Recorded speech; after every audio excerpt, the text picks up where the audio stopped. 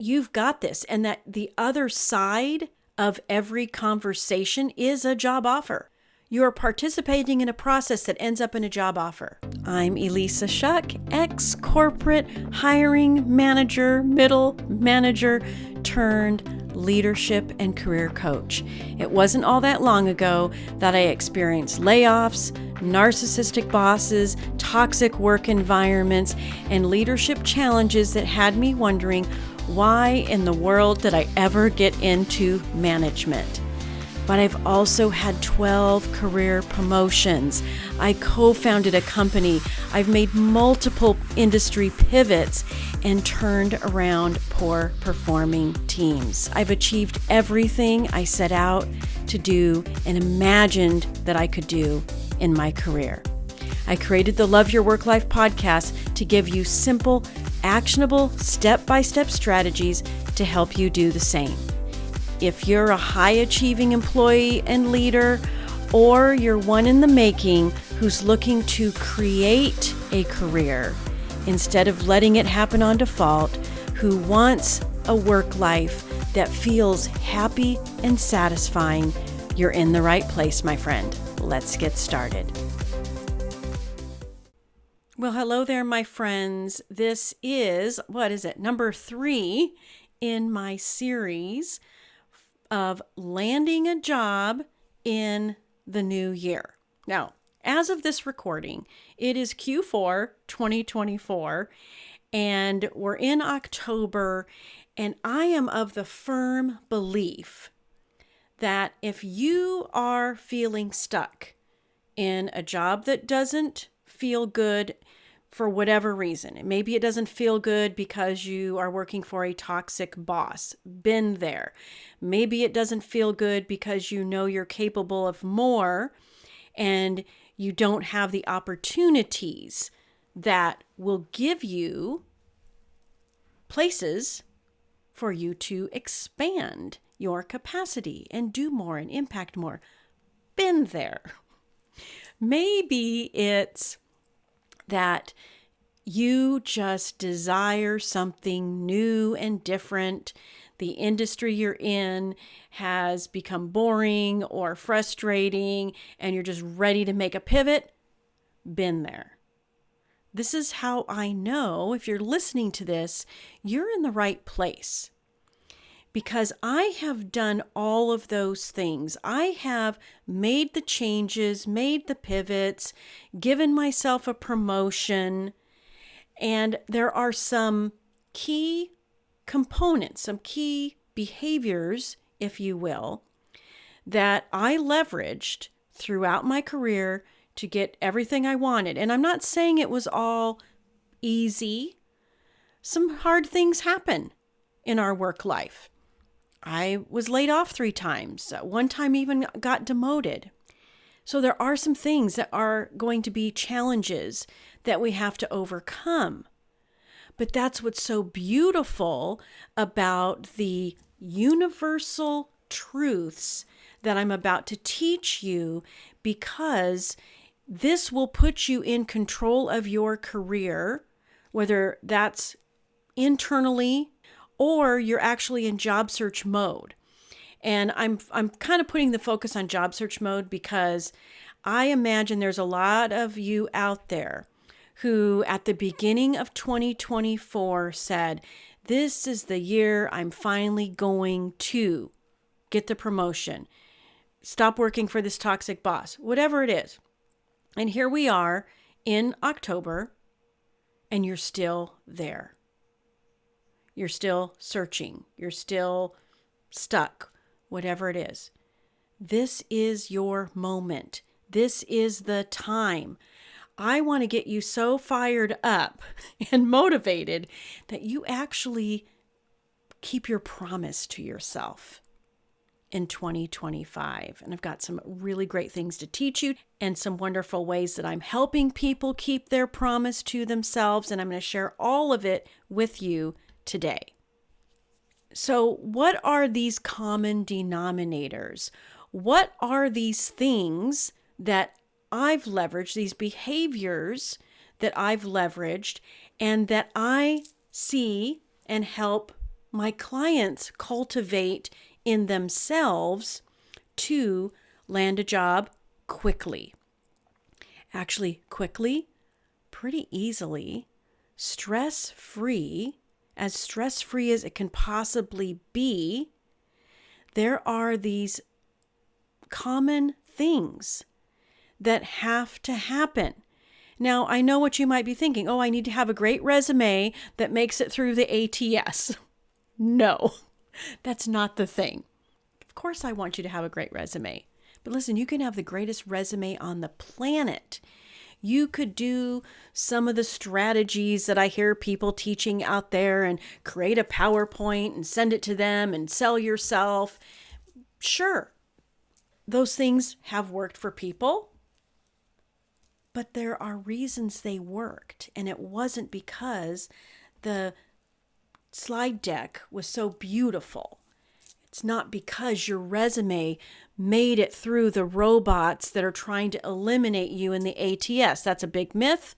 We won't go into that. There's plenty of wonderful recruiters who I'm connected with on LinkedIn that will help you understand how all of that works. What I'm talking about are the transformations that you must make in your behaviors, in your thought process, in your mindset, in order to make your move, to land the new job as quickly as possible, to get unstuck. There are 5 things that have to happen. The first one is clarity. You have to have some clarity about what you want. And I learned this the hard way because, quite frankly, I know I can do a lot of stuff. I understand my talents. I understand what I'm capable of. And there was a job search during my corporate life that this actually worked against me because I was applying to lots of different jobs, lots of different things I could do. I was applying to supply chain roles. I was applying to product development roles. I was applying to marketing roles. I was applying to branding. That was okay in the sense that I felt comfortable I could do all those jobs. I was not applying for things that I was not qualified to do. I just have had an advantage of having a really kind of cool, eclectic career, and at the same time, having created some habits in myself that I'm very self-aware and I know how to leverage my skills, strengths, and experience. But the reason this worked against me is because I didn't have constraint. I didn't have clarity. I was applying for anything and everything I was qualified to do instead of getting a clear, focused direction. My friends, direction is what will help you move faster along that path. Think of direction like the current in a river. If you are in your canoe and you're spinning around and you're trying to row upstream and you're trying to cut across, like it just takes a long time, right? Versus figuring out the direction you want to go, finding the river, the path that's going that direction and jumping in. When I figured out that I was spending too much energy going a lot of different directions, applied constraint to my job search, and just made a decision about what I wanted, sometimes this lack of direction is really just our brain's clever way of keeping us from deciding. So pay attention to that. Be on to yourself when it comes to that. But once I decided on my direction and I put all of my energy into that one direction, instead of spreading my energy out into multiple directions, I landed a job in 47 days. And I see this happen all of the time with my clients who set a clear direction. Things move a lot faster. It's just the way it works. Here's the next one. And I call this inclusion Because the people who land roles more quickly, the people who successfully make the career pivot, who successfully give themselves a promotion, are using inclusion. And what I mean by that is you're looking at roles, you're looking at opportunities from the perspective of, what do I have? How can I include myself in this job post? Where are those things that align between me and what is being described here, instead of self-elimination? Self-elimination is the default thinking. Most people look at job posts and say, oh, well, can't do that, can't do this, can't do that, and they never apply. Instead of looking at it and say, oh, well, I can do that, I can do this. Ooh, I bet you my skill here would totally translate to that. That's what I mean by inclusion. Don't self-eliminate. Look for the ways you can include yourself in that job description.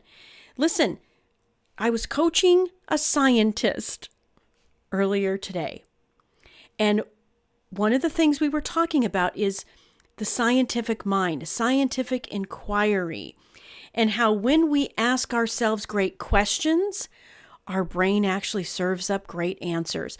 Our brain serves up aha moments, things that we never would have thought of until we ask the question. This applies to you and your career and your job search, is when you ask the question, how does this role fit me? What experience, qualities, traits, characteristics, strengths do I already have that would include me in this role? That is where the magic is. So please use inclusion instead of self-elimination. The next trait, behavior, whatever we want to call it, is detachment. And what I mean by that is you staying unattached from outcomes. And the outcomes are whether or not you get invited to an interview, are they rejecting you, not rejecting you? There's so many outcomes along the way in a job search that you must stay unattached from all of them. As soon as you get attached, as soon as you're getting into this clinging, convincing energy, the more those setbacks, if you want to call it that, the more the rejection, the more painful that is going to be. If you're unattached, if you're unbotherable about anything, the actions and process that are involved in a job search, the more unattached you are, the easier it is for you to sail through. The easier it is for you to quickly regroup and move on to the next thing, because it's going to take some time. You are going to be applying for jobs. You're going to be having conversations. And in order for you to apply your best energy to that process, you've got to stay unattached. I'm not saying don't expect good things. Absolutely. Talk about it with expectations of this is working. This is happening now. I've got this. But you can say all of that without being overly attached emotionally. Say it from a place of internal sufficiency, that you've got this, and that the other side of every conversation is a job offer. You're participating in a process that ends up in a job offer. That's what I want you to be thinking about. I want you to be thinking about the future result, but staying unattached from the outcomes of every little piece of the process along the way. It's so freeing too, to be like, okay, cool. I just planted a seed. I'm just creating the right conditions for something to happen and then letting it go. It's so awesome. Now, the fourth thing is commitment. And by commitment, I want to clarify that commitment isn't this like dogged, frenetic energy of super action, super dedication. What commitment is belief in the strategy. If you've been presented a strategy, and I can tell you, I'm on LinkedIn for hours a day, many hours a week. And if you go there, you could see a lot of conflicting messages.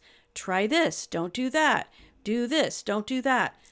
What I want you to do is pick a strategy and then commit to it. And by commit, I mean belief in it. You saying to yourself, this is what's working for me.